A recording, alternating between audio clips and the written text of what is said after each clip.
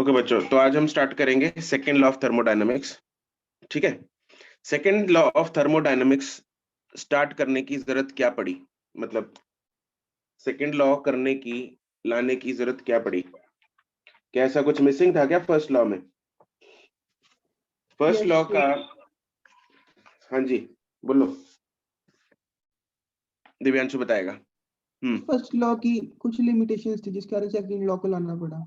हाँ, वो क्या लिमिटेशन थी पता है? Yes sir.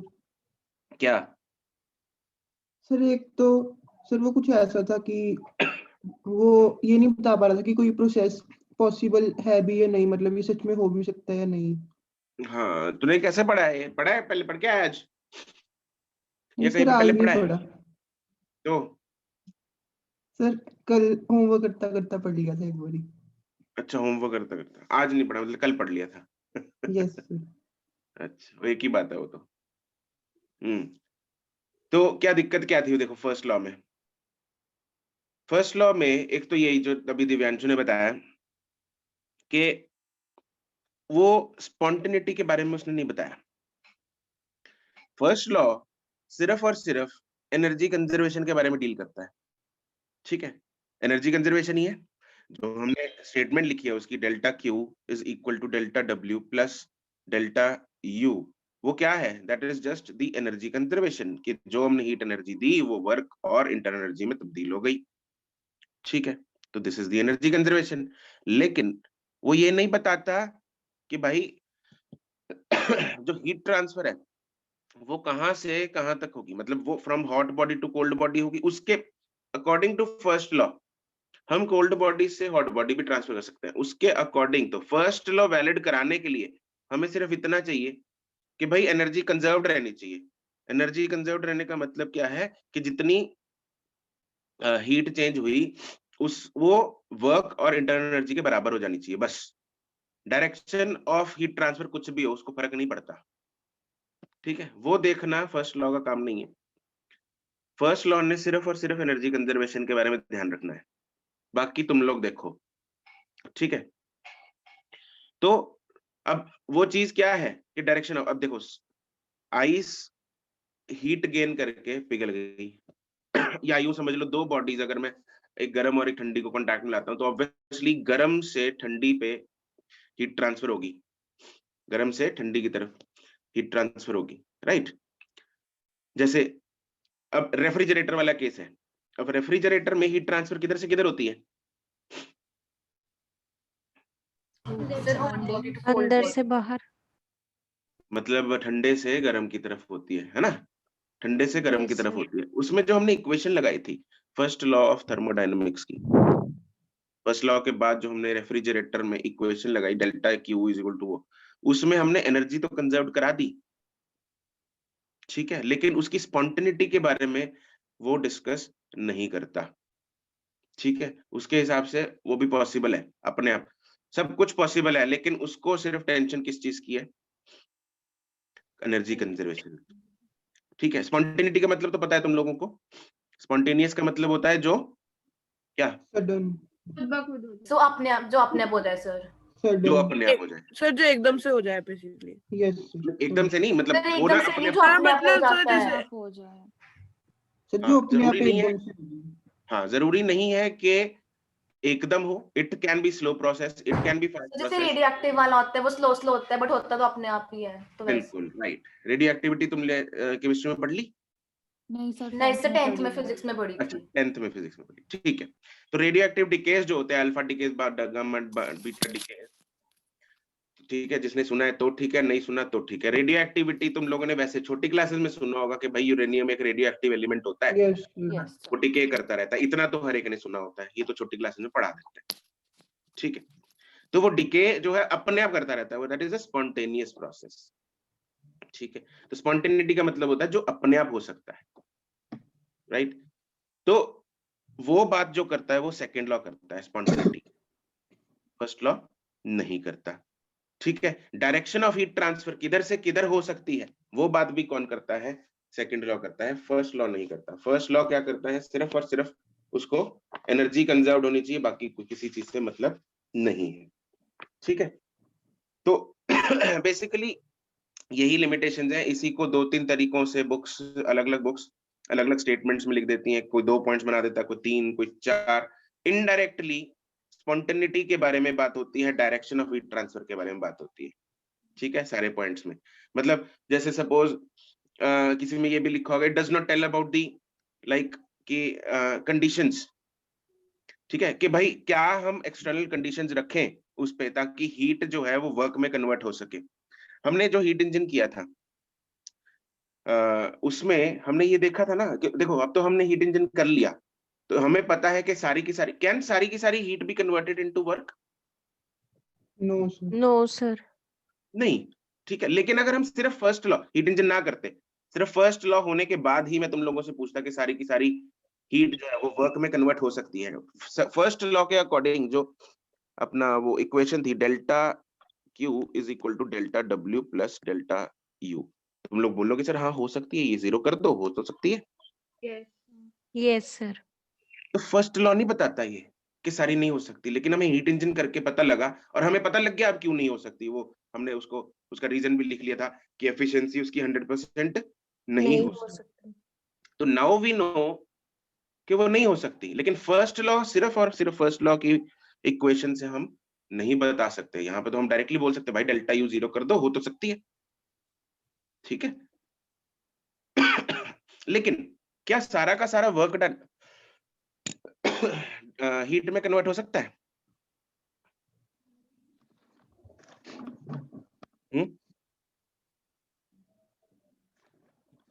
सारा वर्क डन हीट में कन्वर्ट हो सकता है?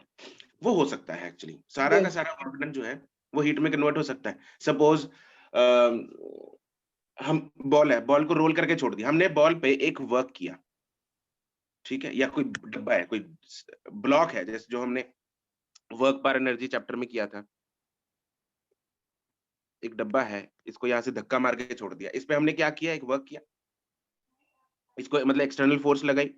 ठीक है, वो धीरे धीरे जाके यहाँ रुक जाएगा, सपोज थोड़ी देर बाद जाके रुक जाएगा। क्यों रुक गया इधर? फ्रिक्शन। क्यों रुक जाता है? Friction. फ्रिक्शन की वजह से। किसकी वजह से? फ्रिक्शन। और फ्रिक्शन वाली जो फोर्स है, फ्रिक्शनल जो वर्क डन है, वो किसमें तब्दील होता जा रहा है सारा? गर्म हो जाता है ना इसका ये सारा। तो ये जो हमने वर्क इस पे किया था, it has been converted into heat. ठीक है, जैसे हम सपोज अभी लेकिन उल्टा पॉसिबल नहीं है। उल्टा पॉसिबल नहीं है। उल्टा पॉसिबल का मतलब क्या हुआ? देखो, डायरेक्शन के बारे में वो नहीं बता रहा। यहाँ पे मैंने इसको धक्का मारा, वर्क डन जो है वो हीट में तब्दील हो गया, लेकिन अगर मैं इसको यहाँ से हीट करने लग जाऊं, इधर गैस के ऊपर रख दूं इसको, तो क्या डब्बा अपने आप इधर चला जाएगा वापस? No sir. नहीं जाएगा ना। तो इस तरफ जो चीज थी, that was it was spontaneous. जैसे अगर सपोज बर्फ है, आइस है, आइस अपने आप पानी बन जाती है। ठीक है, अपने आप पानी, इट इज स्पॉन्टेनियस प्रोसेस। लेकिन पानी जो है अपने आप आइस नहीं बनता।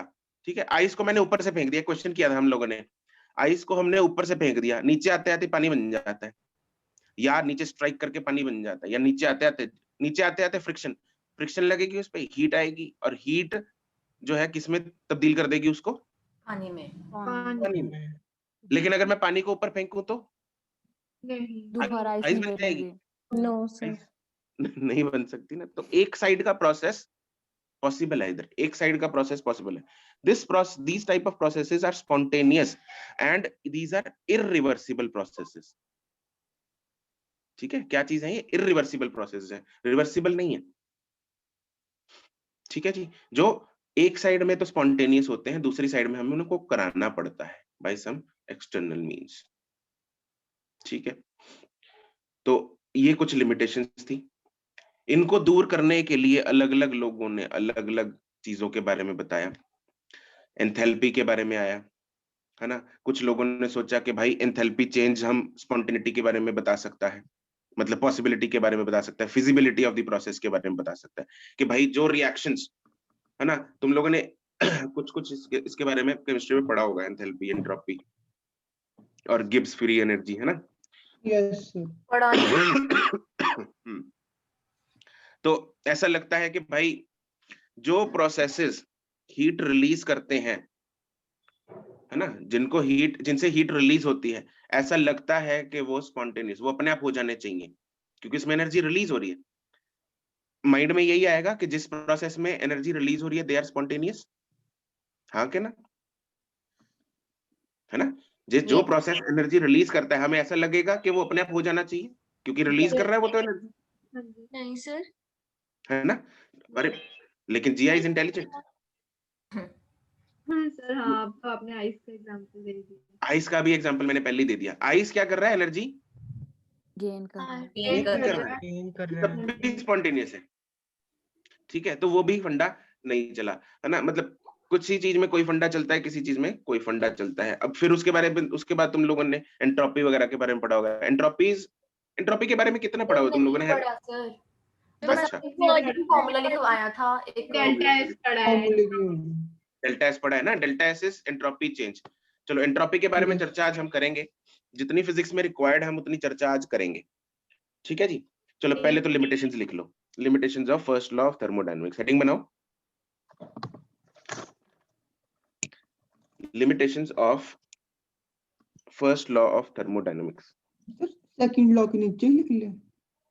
बिल्कुल, सेकंड लॉ का जन्म ही इसलिए हुआ, तो उसके जन्म का कारण पहले लिखेंगे।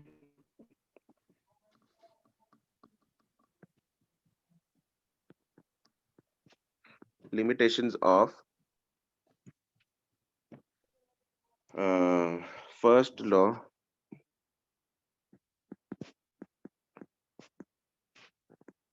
Of thermodynamics.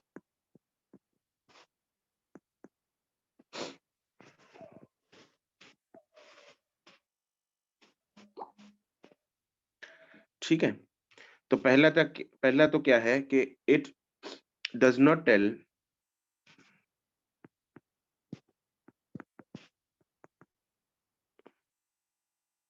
about the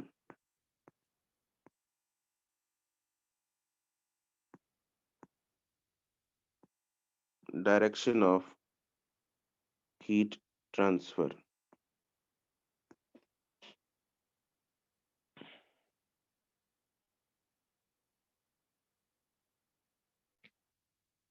Second,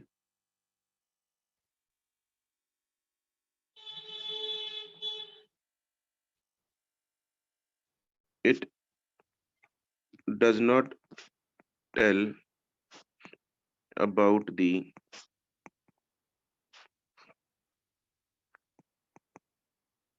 feasibility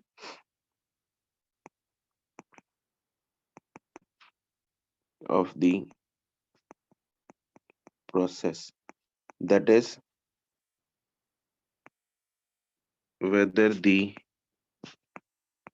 process is spontaneous or not.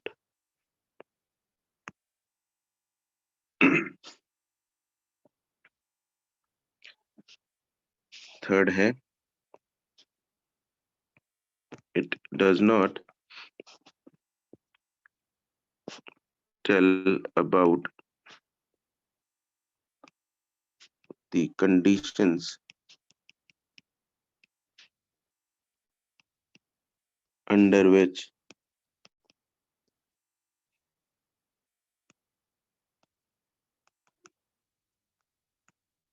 heat energy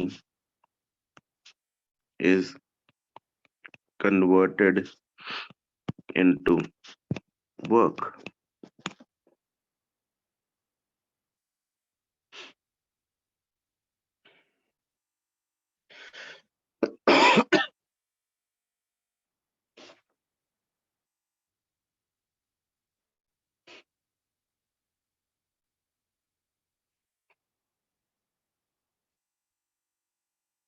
ठीक है, तो स्पॉन्टेनिटी को स्टडी करने के लिए we have a parameter known as entropy, right. Entropy क्या चीज है ना, किसके बारे में डील करती है, उसकी थोड़ी चर्चा हम आज करने वाले हैं। हेडिंग बना लो एंट्रोपी।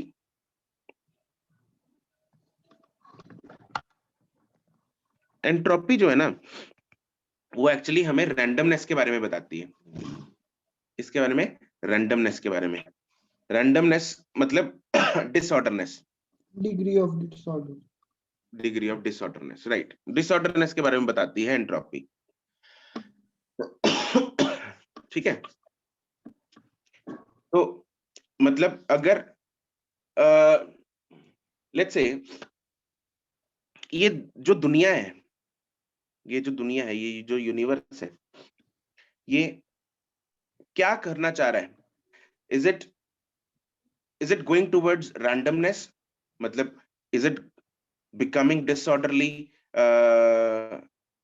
डिसऑर्डर होना चाह रहा है, या फिर इट इज बिकमिंग ऑर्डर्ड? मतलब क्या होना आसान है? चलो तुम लोग अपनी जिंदगी से बताओ मुझे, क्या होना आसान है? एक बहुत ही डिसऑर्डर होना परफेक्ट बहुत आसान है। डिसऑर्डर। डिसऑर्डर होना आसान है। डिसऑर्डर होना बहुत आसान है, राइट।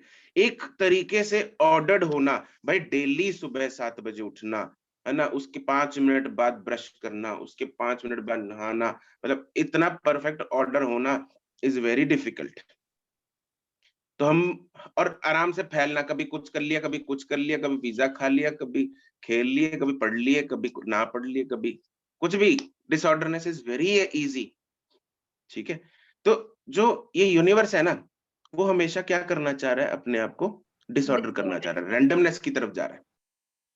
ठीक है, तो क्या सोचा गया? ये सोचा गया कि भाई जिन प्रोसेसेस में रैंडमनेस बढ़ती है दे आर स्पॉन्टेनियस। ठीक है, जैसे ये बर्फ वाला एग्जांपल ले लेते हैं। अब यहाँ पे बर्फ जब पिघलती है तो बर्फ में रैंडमनेस ज्यादा है, पानी में रैंडमनेस ज्यादा है? सब बर्फ बर्फ में ज्यादा। बर्फ। पानी में तो है ही नहीं। पानी में ही नहीं? अच्छा, बर्फ में ज्यादा है। बर्फ पानी बेचारी में एक एक जगह पे बैठी है, और पानी पानी फैल सकता है, बर्फ फैल सकता है? हाँ सर, जब फैलने के पानी में ज्यादा है। कन्वर्जन के पानी में ज्यादा है। तो कन्वर्ट हो सकती है फिर पानी में ज्यादा है। ऑब्वियसली पानी में ज्यादा है। पानी को भी आप गिराओगे तो वो डिसऑर्डर होकर पूरे कमरे में नहीं फैल जाएगा। अच्छा तो वही तो, पानी में ज्यादा हुई, हाँ जी सर बोले। है ना? मेरे को लगा कि सारे कह रहे हैं कि बर्फ में ज्यादा है। हाँ सर मुझे नहीं, भी बस ऐसे ही मैं ही सुना। कह रही थी जी, हाँ। अच्छा, नहीं, नहीं, सारे यही कह रहे थे। ऐसे ही पानी जब इवेपोरेट, पौंड का पानी है, कोई लेक का पानी है, तालाब, अपने आप सूख जाता, अपने आप इवेपोरेट हो जाता है। ठीक है, तो उसमें भी वो क्या है? वो भी रैंडमनेस की ओर जा रहा है। ऑब्वियसली वो जब वेपर बन रहा है तो दैट इज मोर रैंडम। ठीक है, तो रैंडमनेस जिसमें बढ़ती है, ऐसा माना गया, ऐसा सोचा गया कि वो प्रोसेसेस जो हैं they are spontaneous, they favour spontaneity, and they अपने आप हो सकते हैं, एंड वो फिजिबल है प्रोसेसेस। ठीक है, तो उसको अब एंट्रोपी को स्टडी करने के लिए, एंट्रोपी का एक पहले फॉर्मूला है, मैथमेटिकल फॉर्मूला है, और अलग अलग प्रोसेस के लिए एंट्रोपी चेंज की वैल्यू निकाल ली। तो लेट्स पहले तो लिखते हैं एंट्रोपी के बारे में, इसकी डेफिनेशन लिख लो। It is the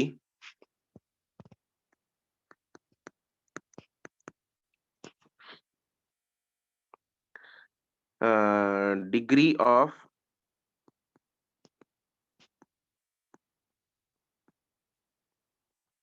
randomness, degree of disorder, degree of disorder, that is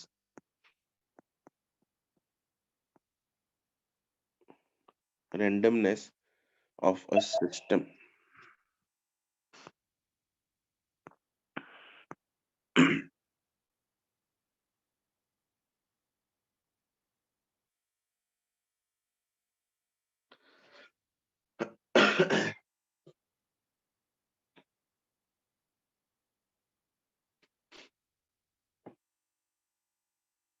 ठीक है, and mathematically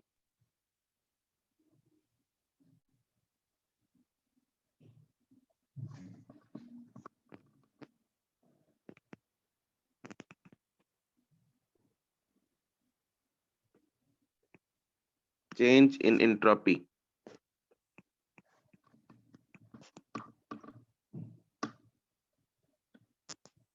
is given by ds is equal to dq by t. dq is obviously symbols का मतलब वही है, q is heat, t is temperature और delta s is equal to delta q by t. ठीक है, मतलब basically यही formula है। डेल्टा एस तो अलग अलग प्रोसेस के लिए अलग अलग आ जाएगा, ये डेल्टा एस हम इंटीग्रेट करके निकाल लेंगे इसको। You can, the more appropriate is to write integration of dq by t. Actually,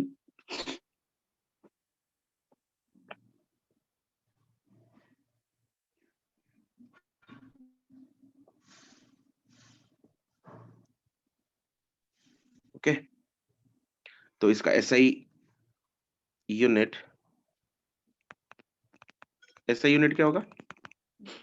joule पर kelvin and practical unit will be calorie पर केल्विन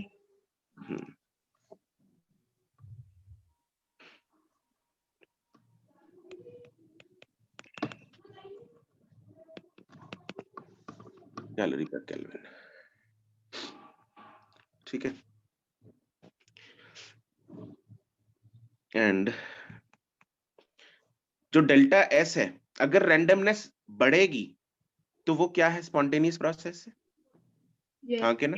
यस सर यस हाँ, और जो स्पॉन्टेनियस, अच्छा जो स्पॉन्टेनियस प्रोसेस है वो इरिवर्सिबल होना चाहिए। तो जैसे पानी है ना, बर्फ का पानी बनना, दैट इज स्पॉन्टेनियस प्रोसेस। ऊपर से बर्फ का नीचे गिरना, इट इज स्पॉन्टेनियस प्रोसेस। या ऊपर से पानी, कुछ किसी भी चीज का, बर्फ को छोड़ो, किसी भी चीज का ऊपर से अपने आप नीचे गिरना, दैट इज स्पॉन्टेनियस प्रोसेस। तो फॉर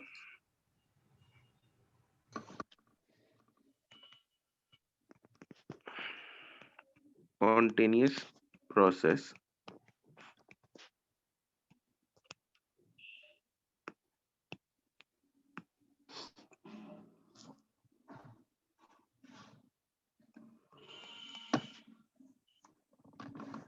irreversible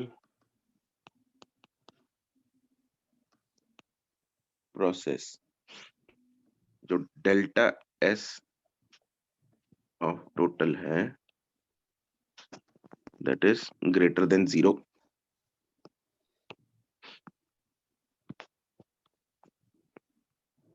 ठीक है। डेल्टा एस टोटल मतलब डेल्टा एस पूरे सिस्टम एंड सराउंडिंग का। एंड फॉर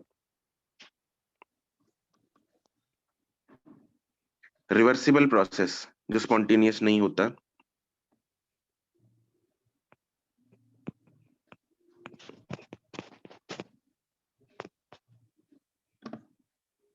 उसके लिए डेल्टा एस जो होता है ना, दैट इज 0।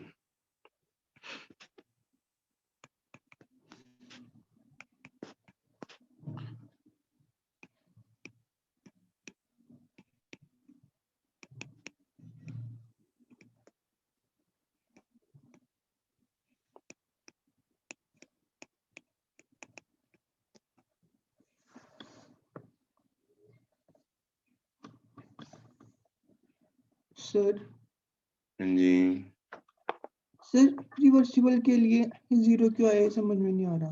रिवर्सिबल यार फिलहाल फिजिक्स में नहीं है रिवर्सिबल प्रोसेसेस, ठीक है, केमिस्ट्री में आते हैं। तो बट आई चेक के ये कहाँ पे कैसे कवर होना है, ठीक है। तो for the time being just write it, वो मैंने लिखवा दिया फिर भी रिवर्सिबल के लिए।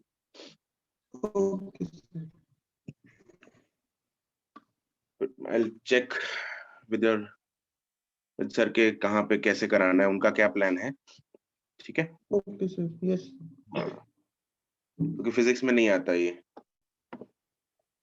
तो अगर फिजिक्स में कराना हुआ तो कर लेंगे बाद में, नहीं तो फिर वैसे तो केमिस्ट्री में कराया जाता है। तो आई चेक क्या कैसे प्लान है, पर तुम लोगों को टेंशन लेने की जरूरत नहीं है, जहां पे भी होगा तुम लोग को हो जाएगा जो भी चीज सिलेबस में है, ठीक है।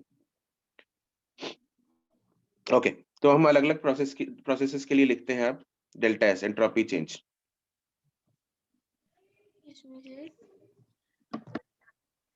हेडिंग बना लो, entropy change excuse me sir, हाँ जी, हर एक इरिवर्सिबल प्रोसेस स्पॉन्टेनियस पक्का होती है? नहीं वो सारा ना एक्चुअली लास्ट में जो फाइनली चीज हमें बताता है वो है गिब्स फ्री एनर्जी। पहले डेल्टा डेल्टा एच जो है H S it delta H S it delta H is enthalpy change. Enthalpy change. Enthalpy delta H is enthalpy change. ठीक है, इतना तो किया हुआ तुम लोगों ने, I know that, yes sir. है ना। Delta S is entropy change, फिर लास्ट में आता है delta G which is Gibbs free energy वाला। Gibbs free energy change. तो वो ये पहले एंथैल्पी चेंज के बारे में आया, फिर जब वो कुछ चीजों में फेल हो गया फिर एंट्रोपी चेंज आएगा, फिर इसको अब फाइनली जो पता लगता है वो गिब्स फ्री एनर्जी से पता लगता है, and that is totally in chemistry. ठीक है, तो बट इस साल का भी देखते हैं, इस साल तुम क्या है मतलब सिलेबस में है वो केमिस्ट्री के? पता सर, नहीं हम सर, बता सर ने तो की नहीं। ओके, सिलेबस में वो टॉपिक है। सर धीरे सर ने भी कहा था मैं करवाऊंगा थर्मोडायनेमिक्स में। अच्छा ठीक है, चलो ओके, बढ़िया। Entropy change in different processes.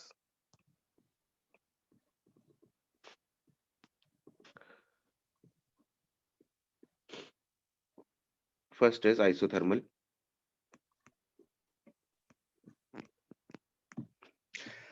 %99 जो क्वेश्चन आता है थर्मोडायनेमिक्स में फिजिक्स का, वो इससे पहले पहले जो हमने कल तक किया था वहां से आता है।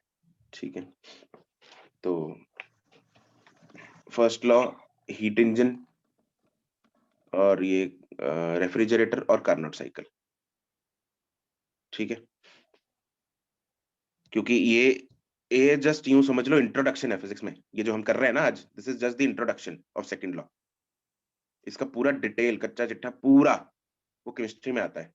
ठीक है, प्रॉपर अगर सेकंड लॉ होता है वो केमिस्ट्री में होता है, प्रॉपर डिटेल में एंथैल्पी, डिटेल में एंट्रोपी, डिटेल में गिब्स फ्री एनर्जी, वो सब केमिस्ट्री में आती है। ठीक है, बट इस साल क्या प्लान है वो अभी विल सी। ठीक है, विल डिस्कस। चलो आइसोथर्मल के लिए अब देखते हैं डेल्टा एस नहीं, चलो डेल्टा एस लिख लो। It is integration of dq upon t Q by T। dq by t, and क्योंकि यहाँ पे टेम्परेचर क्या है, कांस्टेंट कांस्टेंट है, तो उसको बाहर निकाल सकते हैं, है ना।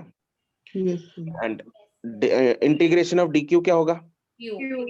q delta Q. Yes sir। ठीक है, एंड अच्छा डेल्टा क्यू, अब फर्स्ट लॉ यूज करेंगे इसमें। डेल्टा क्यू क्या होता है, delta W plus delta U। And delta U क्या होगा, 0। तो देयरफॉर डेल्टा क्यू क्या होगा, डेल्टा W। डेल्टा डब्ल्यू के बराबर। तो देयरफॉर डेल्टा एस किसके बराबर आ जाएगा, डेल्टा क्यू बाय टी या फिर डेल्टा डब्ल्यू बाय टी। और डेल्टा डब्ल्यू का फॉर्मूला क्या होता है आइसोथर्मल में, 2.nRT 2.303 nRT log base 10 V2 by V1। बिल्कुल, nRT log of V2 by V1 divided by T, E उड़ेगा, तो therefore delta S is 2.303 nR log of V2 by V1। ठीक है, डोंट रिमेम्बर दी फॉर्मूले, ये रट्टे मत मारना, फॉर्मूलों को निकाल लेना। ठीक है, सब्जेक्टिव में आ सकता है, सब्जेक्टिव में अगर आता है तो निकाल लेना। ओके, अगला है आइसोकोरिक।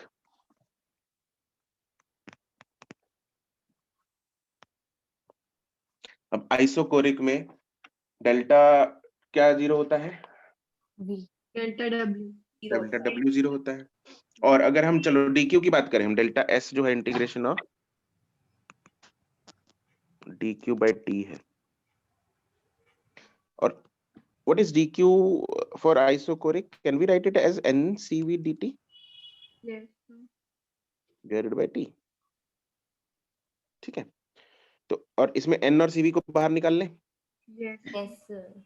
तो n yes integration of dt by t, and what is lnt LNT natural Natural log T. क्या बात है, पूछने से पहले ही बता दिया, बहुत बढ़िया। ln सर इसमें लिमिट्स नहीं डालनी हमने। डाल लेंगे भाई साहब, T1 से T2। यहाँ पे भी डाल लो T1, यस और इसको जब हम लिमिट्स पुट करेंगे इसमें तो क्या आएगा, delta S NCV delta T. Natural log delta T. Natural log T2 by T1 हो जाएगा फिर. T2 by T1 हो जाएगा, सीधा लिख दें Yes. T2 by T1 हो जाएगा, क्योंकि वो log of T2 minus log of T1 है, Yes, sir. तो वो यही बन जाएगा।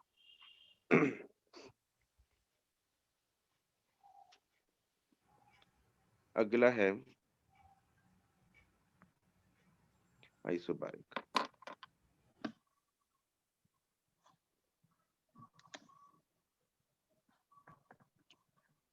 इसमें हम DQ का फॉर्मूला कौन सा यूज करेंगे,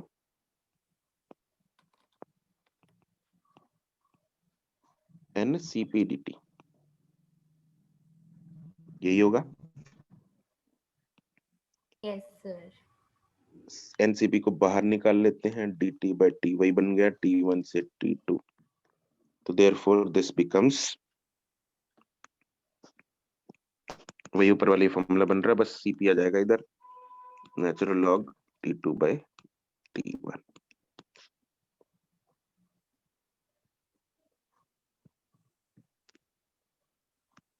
And the last is adiabatic.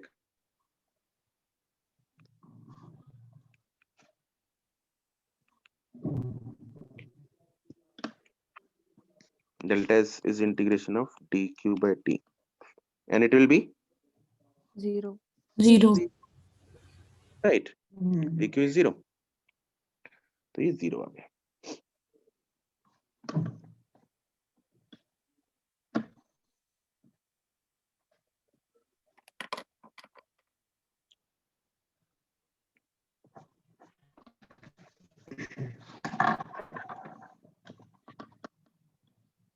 ठीक है, चलो ये तो एंट्रोपी चेंज था in different processes.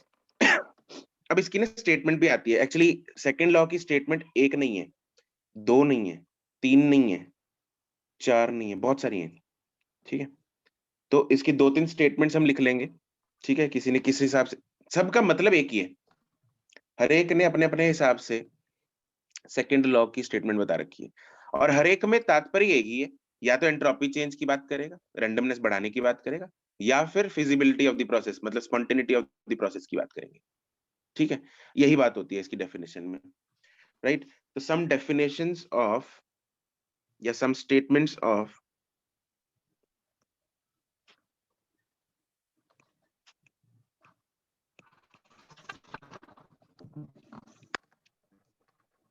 second law of thermodynamics।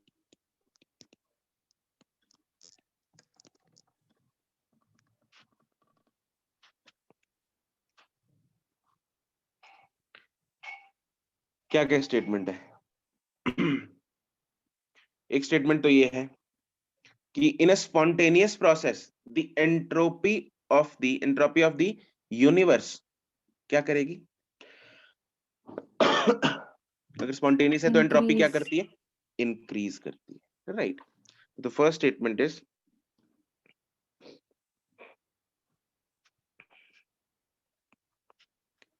in a spontaneous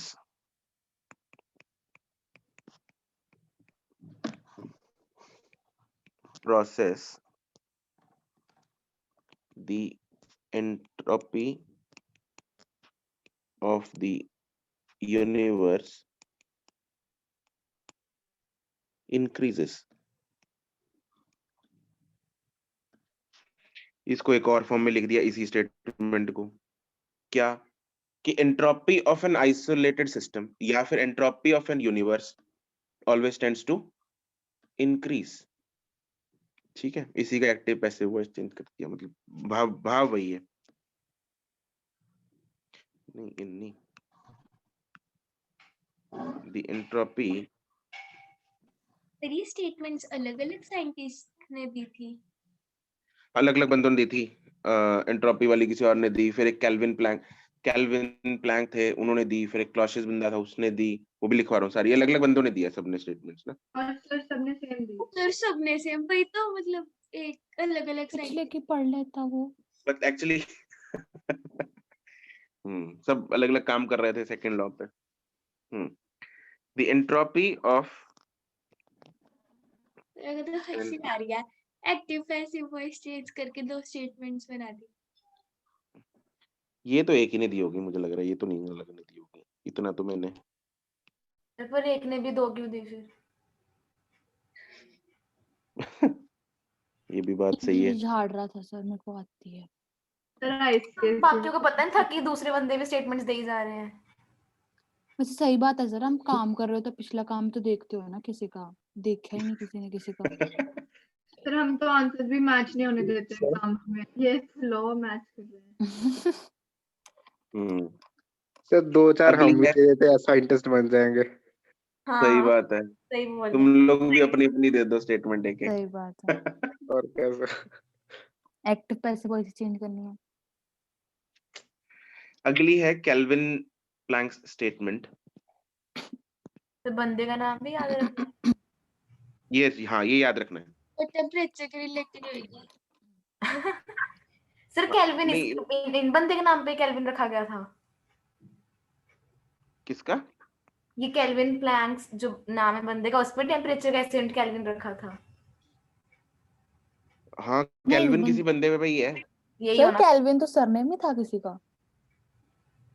क्या था? हाँ सरनेम। सरनेम, वो नाम ही होता है वो भी। तो सर सरनेम और नेम में तो फर्क किया है, front name, middle name, last name. Scientist में क्या फर्क था? साइंटिस्ट के तो सारे name same.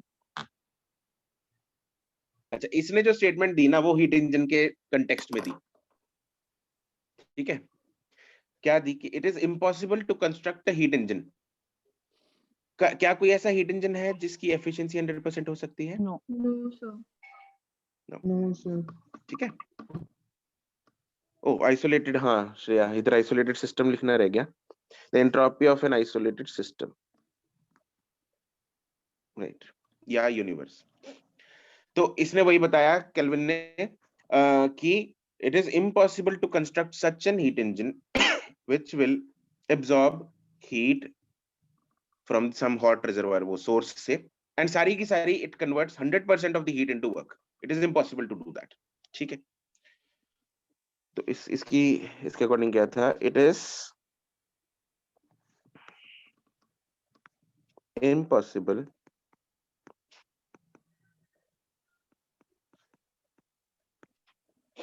to construct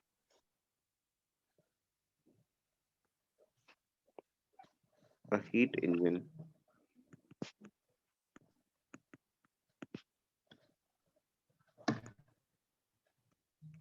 which would absorb heat from hot reservoir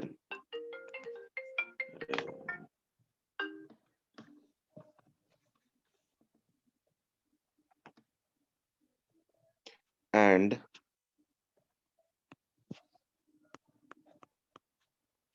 convert 100% of the heat into work। ठीक है, ये हमने जब हीट इंजन किया था तब हमने समझ लिया था इसको। एंड लास्ट है क्लॉसियस स्टेटमेंट।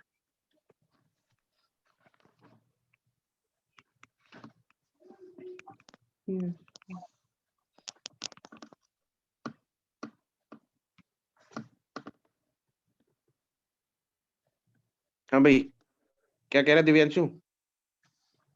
सर वहाँ पे आपने 100% लिखा है ना? क्या 100% लिखा है ना ऊपर? क्या बोल रहा है ये?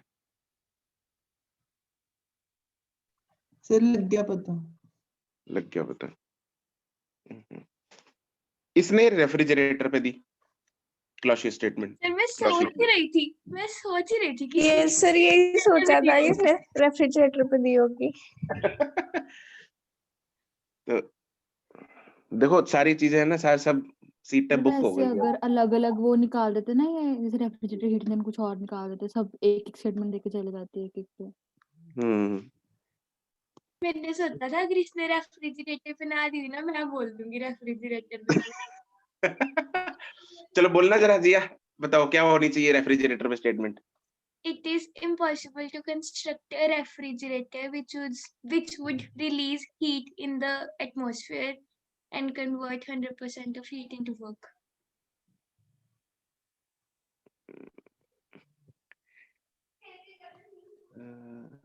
नहीं करता तो है it is कि अच्छा 100% नहीं करता। sir, it is impossible to transfer heat from hot body to cold body without the performance of work. Without the performance, without supplying some external work. Divyanshu ने कहाँ से पढ़ा सर?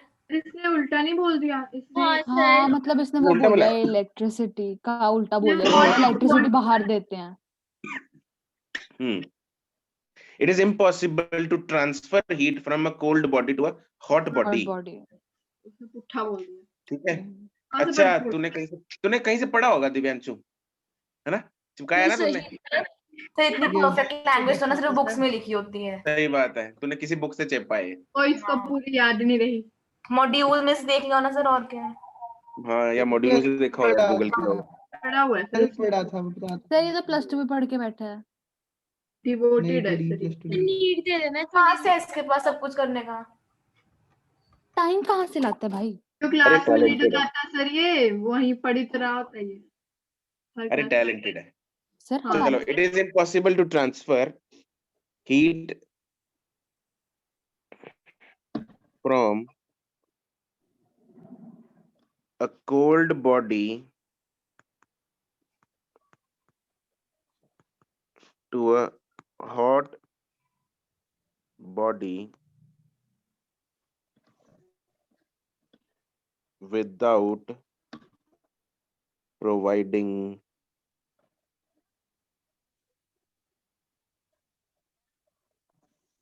some external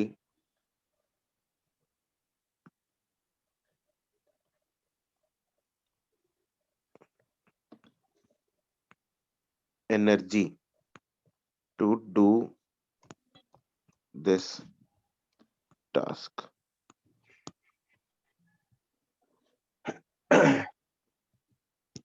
ठीक है जी। तो ये कुछ स्टेटमेंट्स हैं, ये 2-3 जो स्टेटमेंट्स हैं, ये आप लोगों ने याद रखनी है। इनमें से कोई भी आती है तो आप लिख सकते हो। Right, noted. सर मतलब Yes. पेपर में ऐसे पूछेंगे कि केल्विन प्लैंक की स्टेटमेंट बताओ या उसकी स्टेटमेंट बताओ? हाँ, ऐसी आ जाती है direct. Okay. Right the Kelvin Planck statement of second law, Clausius statement, है ना? या फिर एंट्रोपी चेंज वगैरह आ जाता है, कौन से प्रोसेस का कितना है वो डिराइव कर दो। Okay sir. ठीक है, बस इसमें तो इतना ही आता है। बाकी डिटेल जो है वो तुम लोग देखते हैं क्या बनती है ना? तो I'll let you know एक बार डिस्कस करके कि क्या करना है। ओके, या सर बता देंगे तुम लोगों को। ठीक है, बाकी जहां तक फिजिक्स की बात है, फिजिक्स में इतना ही रिक्वायर्ड होता है। ओके, ठीक है जी। तो यहाँ पे हम खत्म करते हैं किसको? Second law thermodynamics. थर्मोडायनामिक्स को। एंड किसको खत्म करते हैं? थर्मोडायनामिक्स चैप्टर को भी, सेकंड लॉ भी और थर्मोडायनामिक्स भी, सब निपट गया। आपको होमवर्क मैंने बता रखा है, आई होप सबने नोट किया हुआ है। Yes. Yes Yes, sir. sir.